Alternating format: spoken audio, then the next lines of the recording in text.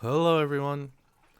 So, today we will be covering a super cool topic called, I guess the topic is called object oriented programming. So, this is a feature Python has.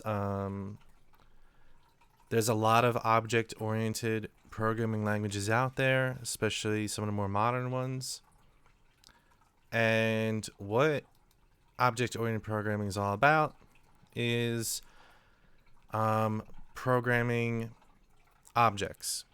So, objects in like Python can be thought of as like, I don't know, kind of like data types that you're making yourself, like strings and ints are data types, but now we're like making our own in a way. I don't know. Anyway, we'll just start this.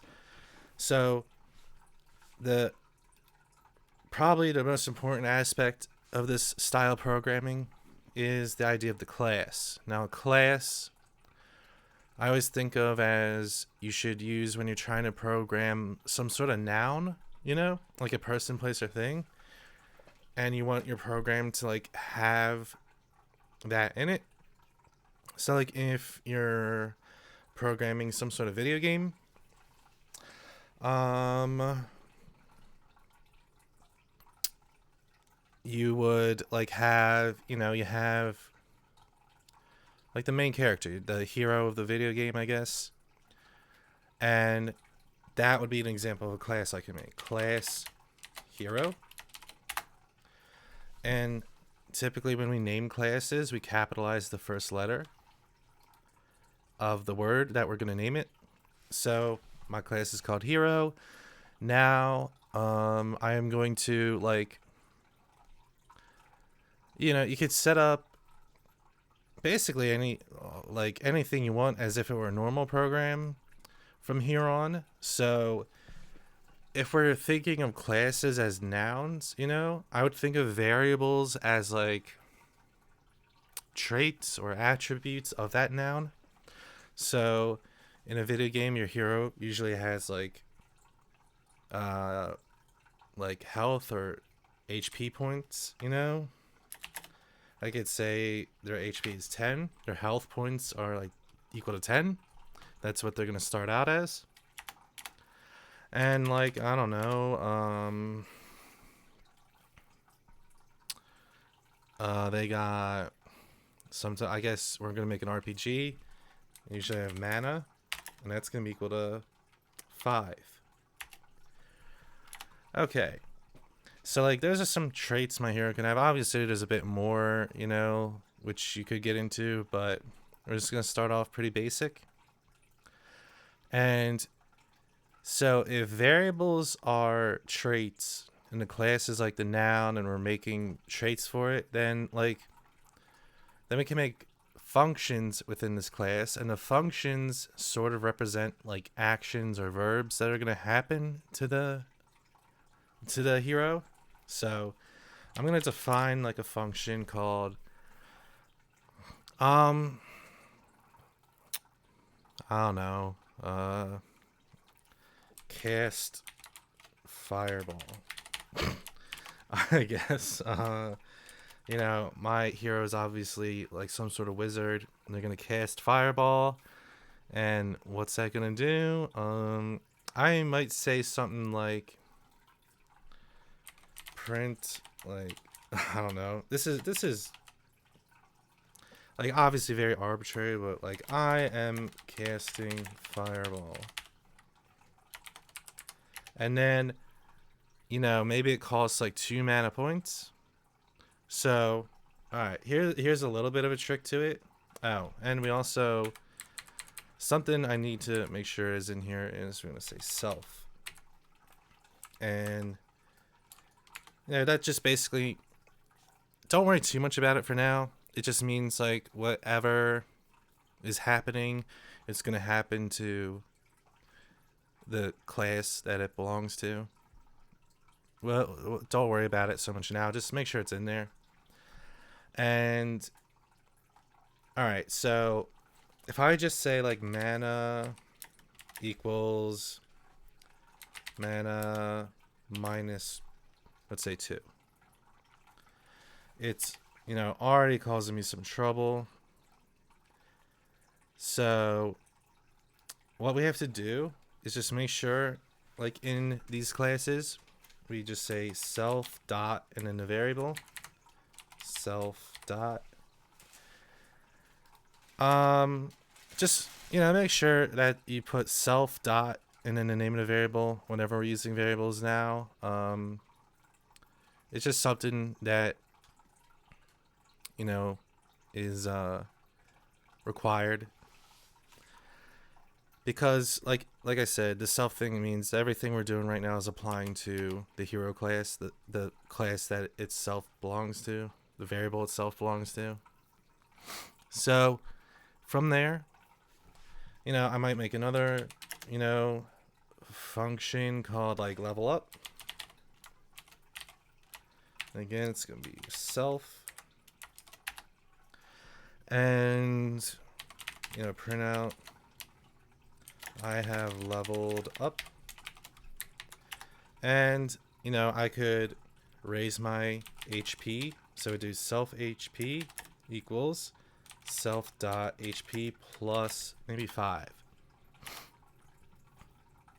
And then, maybe I want to raise my mana after I level up. So self dot mana equals self dot mana plus 4. Sure.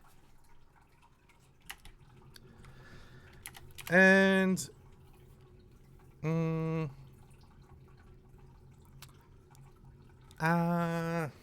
okay.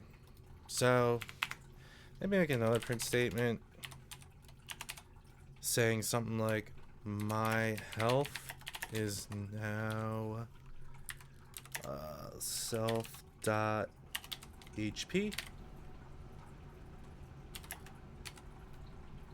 and my mana is self dot mana. So when you level up, it'll say you have leveled up, and then it'll say what my new HP points are.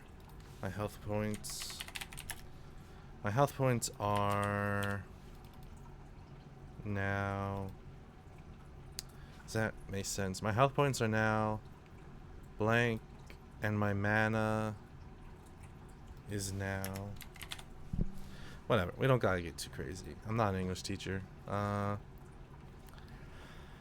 So alright, this is a pretty basic setup. So let me get out of here, and like now I'm not in the class anymore. I unindented. So this is our hero class. Now what we have to do now is we set up this class. Now we gotta create the objects, and it's kind of a simple idea. So I'm gonna say so whenever it's like making a variable, you're gonna create a name for your object. So the hero could be named Goku, and set them equal to your hero class with like 2 little parentheses around it. So we got a hero named Goku, and Goku is going to, alright, we're gonna have Goku dot level up, because then all that's saying is, alright, we made some object Goku, and the object is some hero, a part of the hero class, or is a hero, I should say. And I'm just saying, alright, access the Goku hero and level him up using the level up function in the hero class. And then, I can have him cast a fireball, I guess. Cast fireball. So if I run the program now, Goku leveled up. The health points are now 15 and the mana is now 9. Because we started at 10. When we leveled up, we added 5 to it. And when we leveled up, we had 5 mana points. We added 4 to it for 9. So states I have leveled up, states the new values of the health and mana points. And then I cast Fireball after that. So that's what I did. Casted Fireball. And you can't see the new mana value because I didn't come up with a part of the program that would say the mana value after Fireball, but it would be 2 less than original, so it'd be at 7. Now, that's not all that's cool about the classes. What's super cool is we can each object is independent of one another. So I can make another hero, Vegeta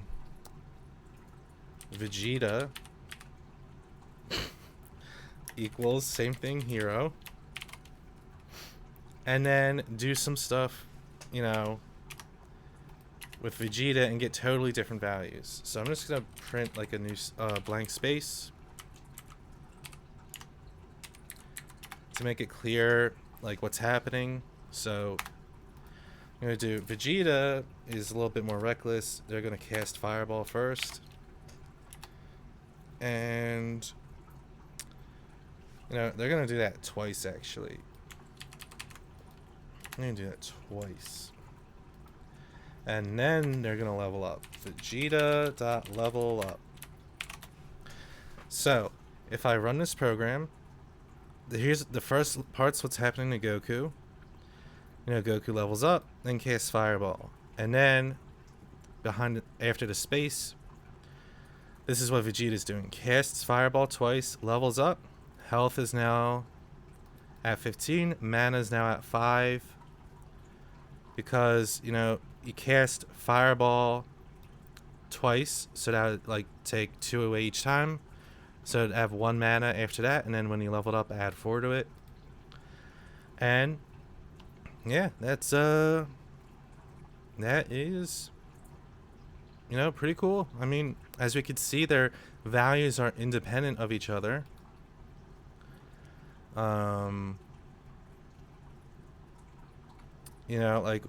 What affects one object won't necessarily affect the other unless we explicitly state it to.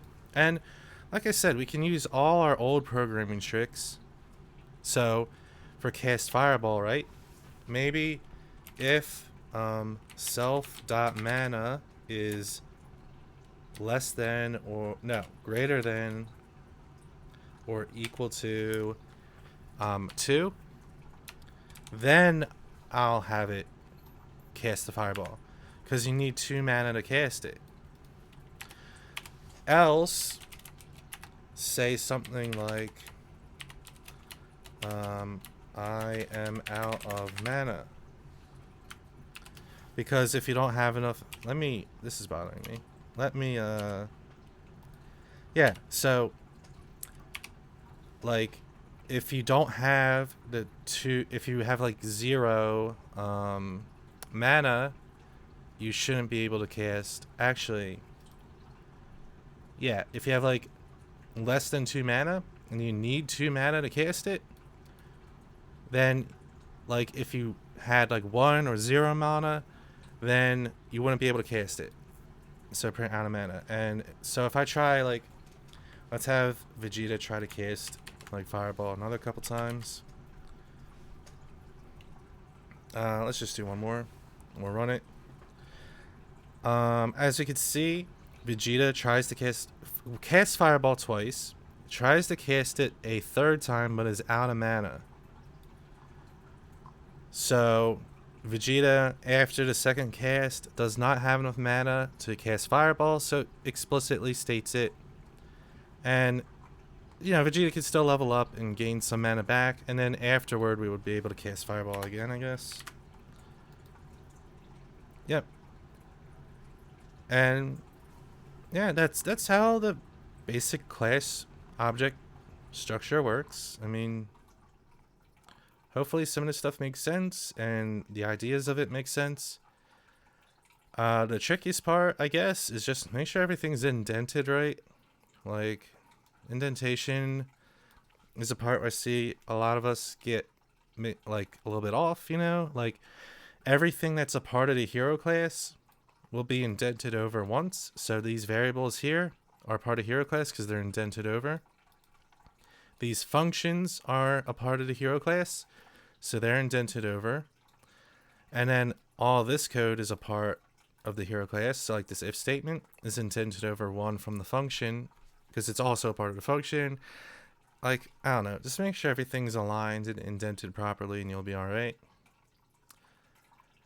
And yeah, that is it for classes for today.